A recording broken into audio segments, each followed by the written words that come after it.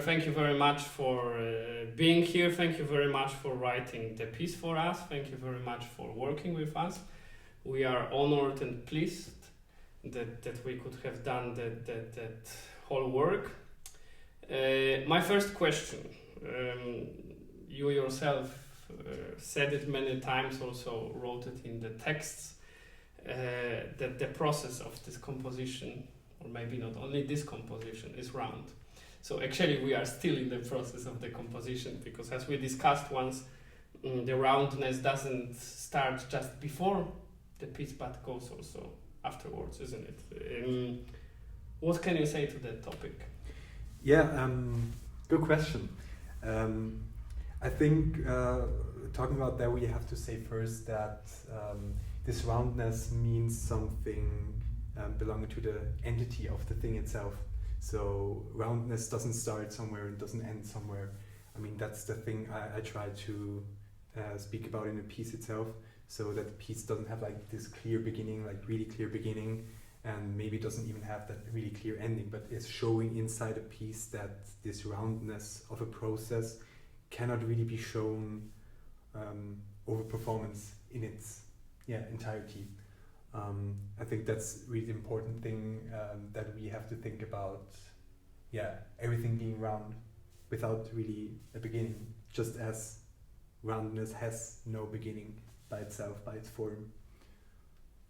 This is actually a funny thing which you just said, because there is no real beginning of performance, isn't it? And this goes against what many people think about performance or any work of art or any concert, because they are used to, applaud or come to the stage or to the concert at all venue and 3-2-1, now we start, isn't it? And how did you perceive people's reactions to this installation, which took place over actually 2 days? I mean, we wanted to do longer, but due to COVID-19 we couldn't, but at least we managed to do this 2 days. How did you, what is your perception of reactions of people to this? I mean, as you said, it's a bit difficult to speak about that because of the current situation, I would say. So, for example, the reactions of it were at some point pretty unclear, especially during the concert, I would say. During the rebuilding of the stage and stuff where the guitarist played, many people weren't really sure about what is going on now. And I mean, it would have been optimal if people would have talked with each other during that breaks, because the music comes to this point where it's just in the background and it should just go on, but you shouldn't really care about it anymore. And I had the feeling that music still has, especially in the concert venue, this state of really being quiet and being attentive.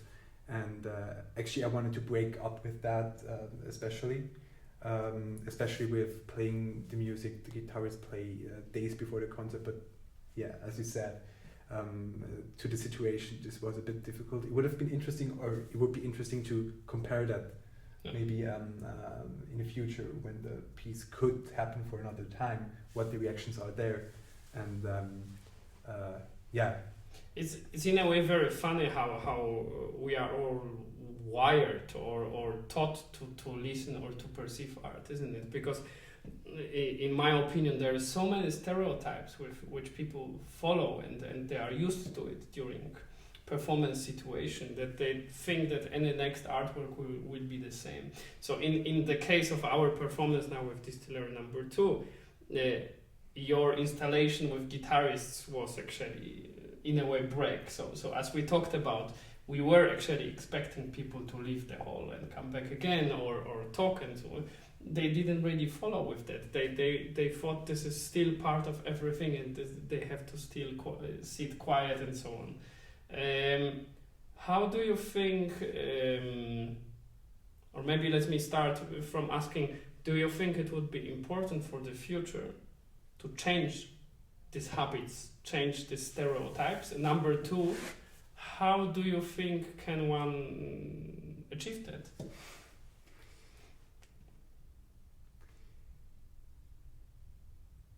I think it's, yeah, good question. I mean, with what I do in general, I don't want to force anything. I don't want to expect anything from the listening person. I just want to, yeah, do something and then see what happens. And of course, that is actually what I had to learn with during that project. And I think it was for me the most important thing to learn that at some point I just need to let go. And I think it's on one side with what people do with my piece, and that I can trust people with doing stuff with my piece. But on the other hand, what I realized after the concert and stuff, that I have to do the same with the expectations I have to my own piece itself and the reaction of the public. I mean, people are going to react in some way or the other. And of course, if I want to push forward the process of breaking up all these rules, I have to be, yeah, when it doesn't happen or when it doesn't work, or when it doesn't work as I, yeah, tried it to do, I still have to accept it. And on the other hand, I see then the process of receiving a piece and reacting on a piece, and that gives me more information on doing such a thing in the future. And I mean, I think it's surely something I want to do on in the future, really to open up the whole process we have as listeners too, but not with the goal of really having a goal, I would say. Just to have this pushing in a certain direction and seeing in what places I come. And how to get there, or that is actually the answer to the second question, I would say. I think the goal of my process lies in the process itself. So I have my goal of going in that direction, but I don't have to be there. I maybe even don't want to be there, because everything is just going on as Heraclitus said, Pantarei, like everything is flowing. You cannot go into the same river for 2 times, and it's a bit connected to that thought, I would say, even. I mean, thank you very much for your trust also, which you gave us, and I'm very happy you say now about this letting go, and I'm very happy if composers also treat this project as a labor situation where they can learn themselves, and this is what makes me very happy to hear. Going back to the question, there is also another interesting, I would say, aspect of the whole thing, because I of course agree with you with letting go and not forcing anything and so on. But on the other hand, what's quite funny is that if you look in the something which people used to call classical concert situation, which is not at all classical. I mean, it's just stereotype bit over 20th century. I mean, if you look over history, the concert or performances looked very differently, isn't it? But in a way, I think very often listeners or receivers or public is put into certain box, is forced. The actions, like if you take applause, or if you take be silent now, or switch off your phone, we are put in very unnatural situations which have actually nothing to do with our everyday life. And as you know, we are trying to change it with Delirium. Like, even if you take phones, I mean, phone is something which is accompanying people nowadays inseparably. You cannot separate person from their phone. However, you come to the concert hall and the first thing you hear, switch off your phone. Why? It could be also something which can be used for performance, isn't it? So this is just one example of actions which are actually already forced, right? So actually what I mean with my question isn't forcing anything, but letting go of these forced actions, which is very hard, because over time, I think these standards were really forced upon people, and they think this is a way you should or you ought to behave during performance situation, and it's not free. It's not freedom of expressing or perceiving art, isn't it? And that's why I'm asking you about this topic, because I think very often, or at least from my research, from my talks with people, I know that they would have reacted very often very differently, but they don't trust themselves. They think, I would love to laugh about this, or I found it very funny or something, but I didn't want to show that because maybe I would be in wrong place. Mm-hmm. What do you say to that? It's a bit a question without really an answer, I would say. At least to some extent. It's surely something you just have to talk about, I would say. But the problem with it is, I just imagined now saying to the people listening before the concert, just do whatever happens to you. But that would already. This would already be forced, isn't it? Yes. Yeah. I think it's this general way of perceiving and seeing art and culture, especially in this forced field of so-called classical music. I mean, you have such things at pop concerts, of course, because the whole setting is something completely different, and the whole experience by itself is already, again, in some way round, because people are just doing whatever happens to them. And I mean, I just thought about these things, these really forced way of going to a concert, like dressing up well. I mean, that's, as far as I know, a thing that somehow started with Gustav Mahler, not letting people in the performance when the performance started. But of course, at that time, whole cultural background was a different. And all this fin de siècle, this evening before the world wars, and but that is something that is still going on up to date, and strangely enough, actually only really in classical music. As I said before, nobody would ever think about being quiet or whatever in another concert situation, and that's interesting topic, isn't it? Because I mean, what is classical music? I mean, I don't think we are doing classical music. I mean, that's always the thing. I'm especially when I talk with my family, I'm not coming out of that musician's background and stuff. I'm not at all coming out of a cultural background. I mean, my parents and my family are mostly teachers, but I think that's really something interesting, because when I talk with them about concerts I did, or concerts I showed to them, pieces I showed to them, pieces I love, pieces I really appreciate, it's really interesting to see their reactions to it. And a lot of people ask me then, what kind of music do you write? What kind of music do you do? For example, when somebody asks me, what are you studying? And I say composition. Okay, you write pop songs. No. Okay, it always depends. Sometimes I want to go into that discussion because I'm attentive enough, I have the time, but that's a bit the problem too. Sometimes I just don't want to do this because I feel I'm not gonna end up anywhere, I would say, with some people, because they have these, again, really forced in the other direction, really forced seeing on cultural life and saying, okay, what do you do here?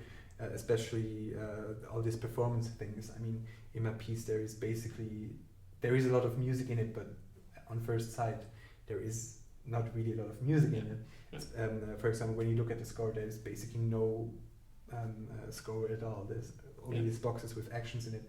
And describing such a thing and selling such a thing to somebody that, does not really know a lot about cultural life, and selling that as music is really difficult at sometimes. What brings me to the question to myself, do I really do music? And I, for myself, don't even have to answer that question, because already if I would have to go to just write music, just to do music, I would already force myself into a certain box. Yeah. And I mean that's even one of my ways of composing, coming from not even music sometimes, coming from literature, coming from philosophy, building up some situations that end up in some way of sounding, and sometimes not even in some way of sounding. They just happen sometimes. I'm very happy to hear these things, because you touched upon many thoughts, many ideas which are very important to us all in Delirium. One being that not defining even the music or the art style which we do, we just do something which is hopefully new and hopefully looking forward. And I agree with you that defining these things is pointless, because why? I mean, if you want to create something new, if you start with definitions, you are already in the box.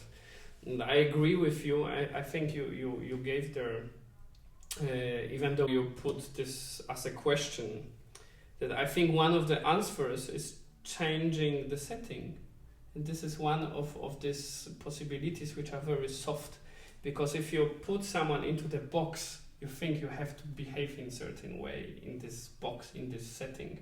And changing the possibilities and opening the settings, the venues itself and the form of the concert or performance or whatever changes a lot, because I think it shows people that we all can be more open, that this is not anymore this classical setting to which we are used to, or we were educated to behave in a certain way. And in that sense, I think this is I don't like this word education, but I think in that sense it is real education, positive education for us all, because these are the ways where performer or artist isn't any teacher for people or something, but we are all together discovering something for future. And I think this is a very important way of thinking. And I'm very glad that you touched upon this subject. And going maybe back to this, what you said about that there is not that much music in your piece.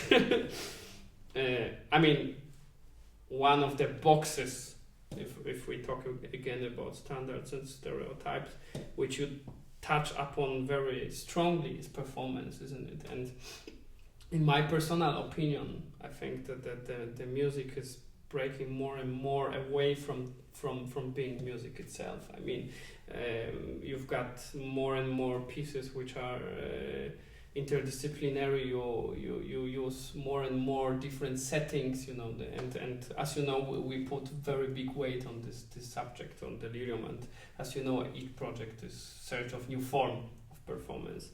So and I really liked your piece, because I personally also agree with the fact that performance is crazy important nowadays. And I think it's a relatively new art form in the sense of performance coming from Abramovich and so on. But I think very valid form, especially for now, especially for tomorrow, especially for current changing times. And knowing not only this piece from you, but seeing also other scores from you, I know that this is one big search from you. So maybe you could say a few words about performance and its role in your pieces, and also how is it connected to you personally with literature, which I know is another very important aspect of your pieces. I remember coming to one of the rehearsals and you showing me a new way of rehearsing, I would even say, by just talking, basically the thing we're doing right now. What is, again, part of the process, part of this just ongoing process, what is connected for me to performance. Because in that rehearsal you showed us this video from Marina Abramovic, talking about advice for the young, where she talks about what really is performance. And she brings this example of when you're standing on stage and you're doing something, but you're already thinking about the next action that is coming up. You're not in the moment anymore. Yes. And by her saying that, she means performance is really what is being really attentive in the moment, I would say. So attentive in the moment that there is actually only really the moment happening. What brings a certain truth with it, I would say. One of the most important sentences I wrote in the score in the beginning was "Don't play theater," and that is a sentence I basically write in every piece I'm writing right now, and it's the one sentence that brings up the most discussions. For example, I presented the whole piece to the composition class some weeks ago, and this one sentence was basically the one we talked about the most, because it's really going into that view on performance. What is performance? And with "Don't play theater," I mean exactly what Abramovich is saying. When you're doing something, do it with like really this force of knowing what you are doing is like really something you embodied into yourself. Of course, with "Don't play theater," I'm not doing anything bad to theater itself. A lot of theater going on at the moment is really this performance thing, but when I'm talking about this theater thing, I have this like really high standard speaking theater that is very dry and stuff. That is actually what I meant with that. Just going through a certain text, just going through what the composer or what the author or whoever wrote down without really thinking about that. And there was, again, coming back to your way of rehearsing my piece, we didn't have really to talk about what is really going on in the piece, because that was basically quite simple. It was just actions coming together at some point. But really working with all the performers together to understand what they are doing. Maybe not even understand what they are doing, but understand what the piece really is about, especially what is not happening in the piece, maybe too. And that is connected to quite some literary aspects, I would say, or to philosophical constructs. Just to mention here this idea of the roundness, and the roundness that is actually not really possible to put in a form comes from Gaston Bachelard, that cites 4 different philosophers. I would have to look it up who there was. And another big topic for me, interestingly, I only came up with that philosopher after writing the piece. But I just realized that it fits very well into everything I wrote down, is Jacques Derrida, and all these ideas of grammatology and what comes with it, that things or language or how we are moving in this world, how reality is showing for us, is something that is not that clear at all. You can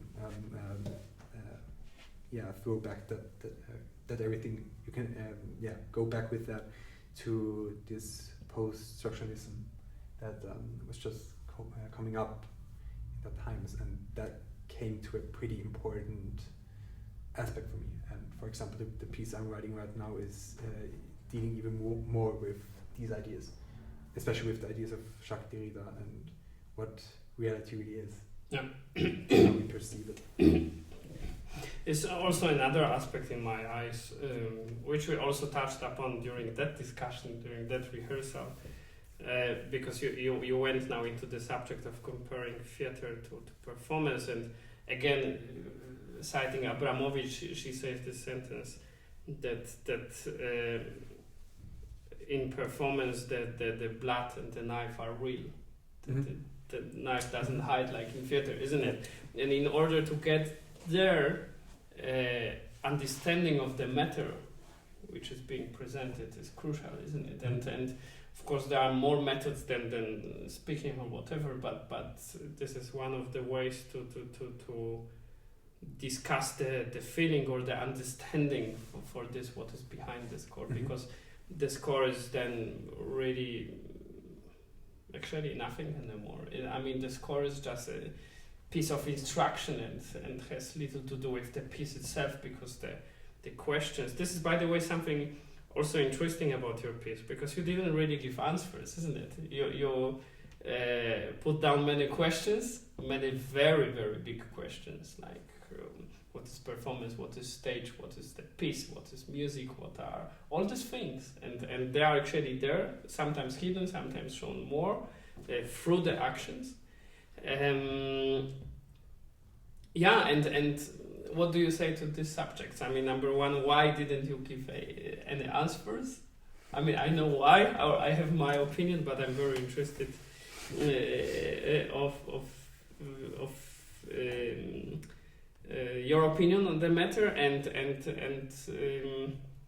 going back also to this idea of performance, which for me is one of most crucial ideas at the moment, because I believe in art which is present, art which is art is political, whether we want it or not. So art which is present in everyday life, art which intervenes, art which comments on the current state of things, and I believe especially nowadays in current state of affairs if you look at international politics and all the crisis going on, I see art for future as one of few solutions which are crazy important, because connected to opening horizon of us all. And I don't mean only public, I mean artists as well.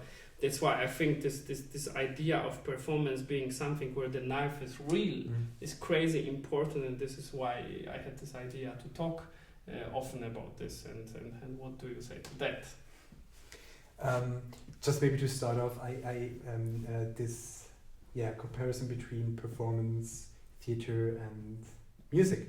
I once read this article about gunshots in opera, and or gunshots in opera and theater. So, like the official rules there are, or at least when I read that article, the official rules were it was allowed to use really loud gunshots in theater, because theater playing people don't really need their ears to be protected that much as musicians think. So, for example, in opera, when there is a gunshot, you always have to find another solution of something that is not that loud as a gunshot, really, because you could harm the hearing of a musician. And of course, the hearing of a musician is a crucial part of professional work.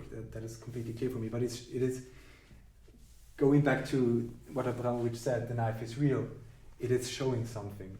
Yeah. It is, for me, everything, or with music in general, or in general when doing art, a big problem for myself is not talking about life as it is. So for me, at least, music is always putting a filter on what we are saying in some way or the other, or at least when you're thinking about really this classical music, when you're playing a piece by Brahms or whoever, of course you're talking a lot with your emotions, you're talking about a lot of stuff, but still, what is there written in the score don't really speaks about what there really is. For me, stuff like this is amazing. Of course, I love the music by Brahms, I love music in general, of course, but it is never really hitting that spot I want to talk about.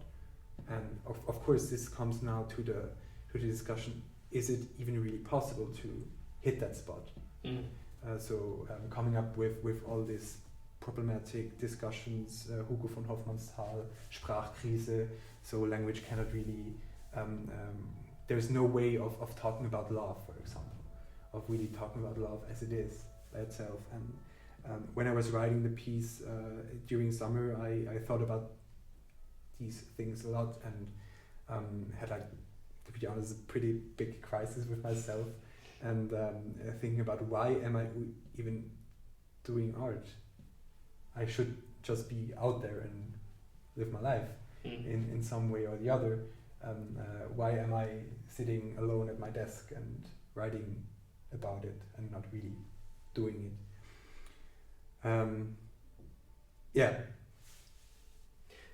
This is again funny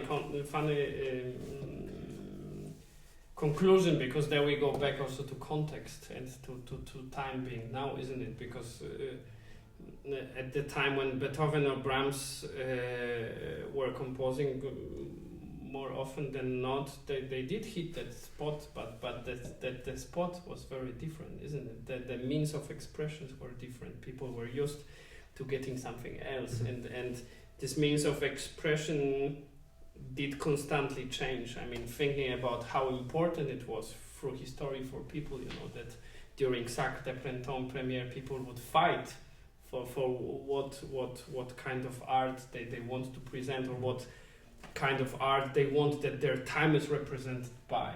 And I think through we discussed it also during project, through very dark times during 20th century, and following set concepts like Entartete Kunst or Formalismus, we all lost it a little bit because it was the form of expressions were somehow standardized, and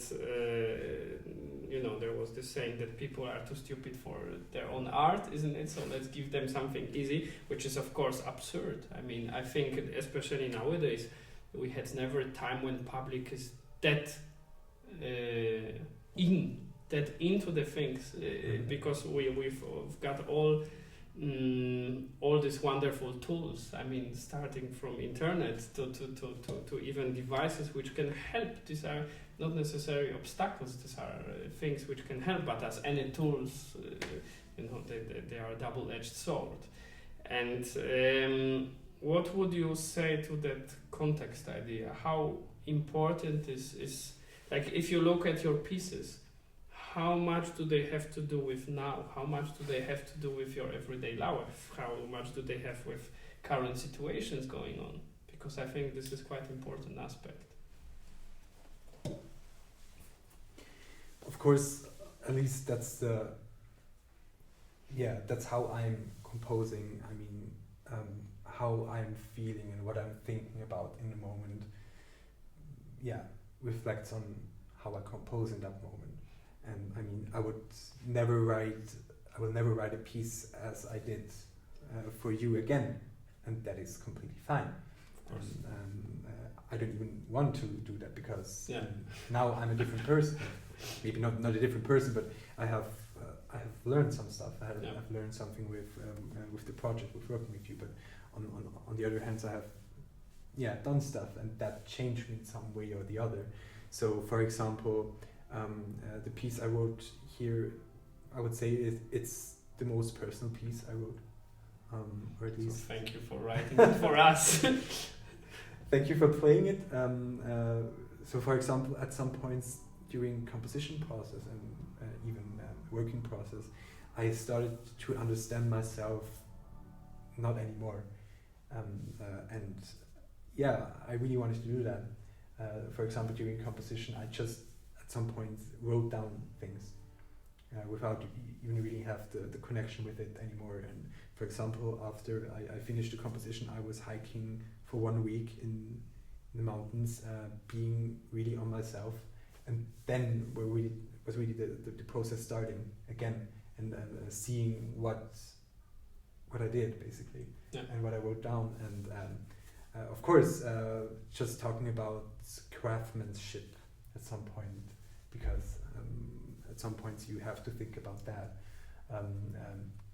It is not the optimal piece, but it doesn't have to, because it is actually just showing what I was in the moments writing it, and I mean, writing complete music or writing perfect music, if such a thing even exists, is not honest, I would say, or is in some ways problematic, because it is not, again, it is really not showing what reality is about. Okay, nothing can really show what the reality is about, but it is some way even hiding before it. I mean, there is a lot of stuff going on at the moment. There's a lot of horrible stuff going on. I mean, 2020 was a crazy year, with a lot of problems going on, and music has to reflect about that. I mean, I think it was Hans-Werner Henze, but I'm not quite sure, who said that jede Musik ist politisch, so every kind of music is political, and I mean, you cannot hide from that, and when you cannot hide from it, you, at least that is my opinion, you're better honest about the situation than building up some context that is not really talking about anything. And just to continue that thought, what you said about music not necessarily being perfect, it's actually a great idea for future, isn't it? Because in the world where slowly music is being written by AI, this is what makes us human. This is what shows the human side of it all. It's not necessarily perfection, but it's showing our reality and sometimes also our illusions and doubts, but isn't that very human? I mean, for example, when talking about music theory or talking about music history, we very often talk about moments where people broke with the rules. Yeah. So best example, for example, Monteverdi with Seconda Plastica, where he broke up with the current rules to come to another way of expressing himself. And of course, that went on during Romanticism and stuff, and at some point ending with Charles Ives and Mahler, who just brought in more and more emotional intensity. And I mean, of course, that's again reflecting on the time they wrote in. But yeah, now the question is, what should we do now? Because we're deeply in this postmodernism times, and what is art even now anymore? Yeah. I mean, at some points we reach the peaks of emotionality, I would say, with the people I basically just mentioned. What of course means that music nowadays can be emotional, but it is difficult to be just emotional. Yes.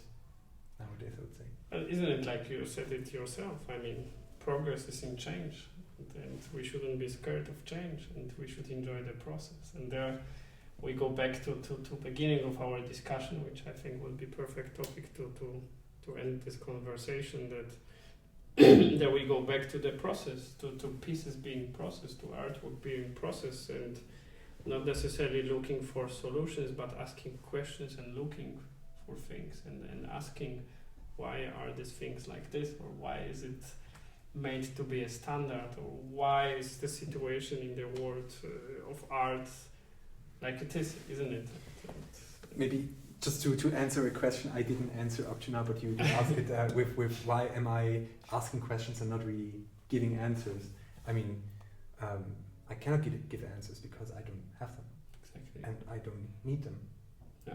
That's again, I have the goal of breaking up with some principles of concert situations, but it is about the process, it's not about the goal, and it's the same here.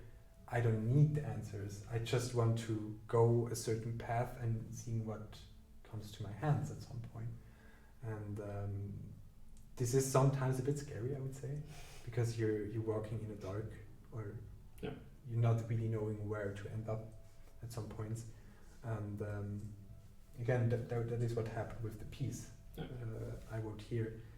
I just wrote down some stuff. I wrote down some stuff into the darkness to some points. But I was somehow able, together with you, to bring light to some spots. I mean, not every spot is now in light, but it doesn't have to, because maybe it's some points are worth to put into light, and some others are just not that as interesting as I expected it to be. And again, that's just this ongoing process. Thank you, Oliver, very much. Let's enjoy the process together. Thank you so much.